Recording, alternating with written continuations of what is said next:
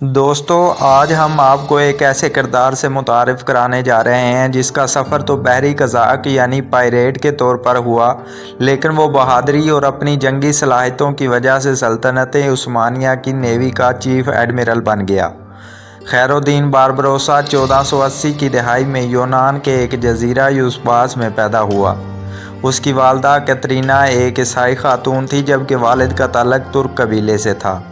اس کا اصل نام خضر بن یعقوب تھا، جبکہ خیر الدین ان کا لقب تھا جو انہیں اس وقت کے سلطان سلیمان نے عطا کیا تھا۔ خیر الدین کا مطلب ہے دین کی بھلائی۔ اس نے یورپ میں باربروسا کے نام سے شہرت پائی، جبکہ اطالوی زبان میں باربروسا کا مطلب ہے سرخ داڑھی۔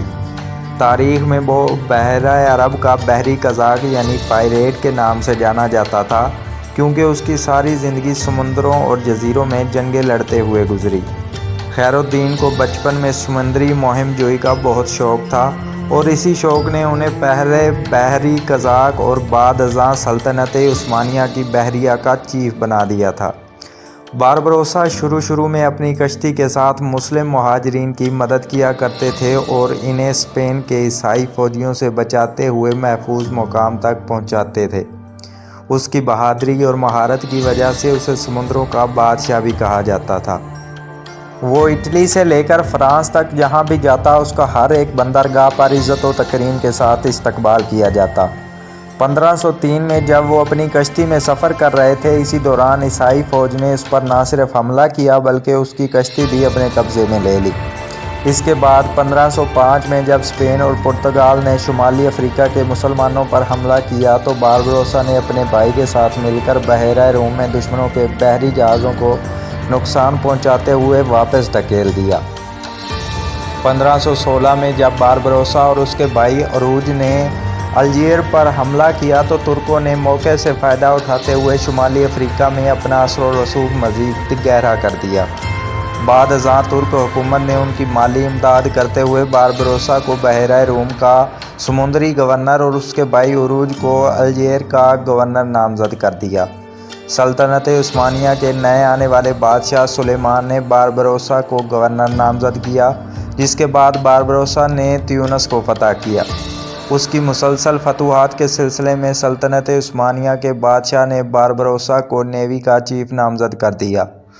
باربروسا کی سب سے بڑی فتح جو تاریخ کے سنہرے حروف میں لکھی جاتی ہے وہ 1538 میں وینس، جنیوا، اسپین، پرتگال، مالٹا اور پاپل اسٹیٹ کے اتحاد کے خلاف لڑی گئی بڑی جنگ ہے، جس میں باربروسا نے دشمنوں کے تقریباً 300 بحری جہازوں کو تباہ کیا تھا۔ اس کی اس فتح نے ترکوں پر بحیرہ روم کے مشرقی رستے کھول دیے تھے، جس سے سلطنت عثمانیہ کو مزید پھیلنے میں مدد ملی۔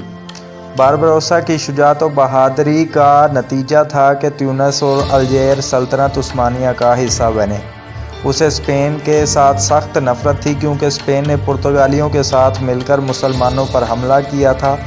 اسی وجہ سے اسپین کے کوئی بھی کشتی، بحری جہاز اور بندرگاہ باربروسا سے محفوظ نہیں تھے۔ خیر الدین باربروسا کی بہت سی لڑائیاں جیتنے کے بعد آخرکار عیسائیوں نے ہار مان لی اور سلطان سلیمان کے ساتھ امن معاہدہ کیا، جس کے مطابق وہ ترکوں کے علاقائی فوائد کو مانتے ہوئے 3 لاکھ سونے کے سکے ادا کرنے پر راضی ہوئے۔ ستمبر 1540 میں روم کے بادشاہ چارلس پنجم نے سلطنت عثمانیہ کو زیر کرنے کی ایک ترکیب سوچی اور باربروسا کو نیول ایڈمرل بنانے کے ساتھ ساتھ اسپین کے کچھ علاقوں کے حاکم بننے کی پیشکش کی، لیکن خیر الدین باربروسا نے چارلس کی پیشکش کو نہ صرف ٹھکرا دیا بلکہ سلطنت عثمانیہ کے ساتھ کھڑا رہ کر بحیرہ روم میں ترکوں کی عظمت قائم کی۔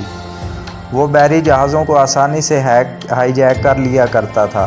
وہ قزاق سے بڑھ کر بہت کچھ تھا۔ وہ سپاہی خیالات کا حامل ماہر جنگجو تھا، جس نے یورپ کے سب سے طاقتور عیسائی بادشاہ چارلس پنجم کو شکست دے کر سلطنت عثمانیہ کے لیے اہم کردار ادا کیا۔ اس نے اپنی زندگی میں بہت سارے جزیرے، بندرگاہیں، بحری بیڑے اور دیگر بحری سامان اپنے قبضے میں لیے۔ اس کی لڑائیوں کا مرکز اطالوی اور ہسپانوی علاقے رہے۔ 1545 میں سمندروں کے بادشاہ نے سمندر کے نرم پانیوں سے ریٹائرمنٹ لے کر استنبول میں سکونت اختیار کی۔ 1546 میں اسے موت کے فرشتے نے آ گھیرا اور یوں وہ اپنے خالق حقیقی سے جا ملے۔ جب وہ فوت ہوئے تو ان کے مقبرے پر واضح الفاظ میں لکھا گیا، یہ فاتح الجیر اور تیونس کا مقبرہ ہے۔ باربروسا کی وفات کے کئی سالوں بعد تک ترک بحری بیڑے جب بھی استنبول سے گزرتے وہ باربروسا کو اعزازی سلیوٹ کر کے اپنی منزل کی جانب رواں ہوتے۔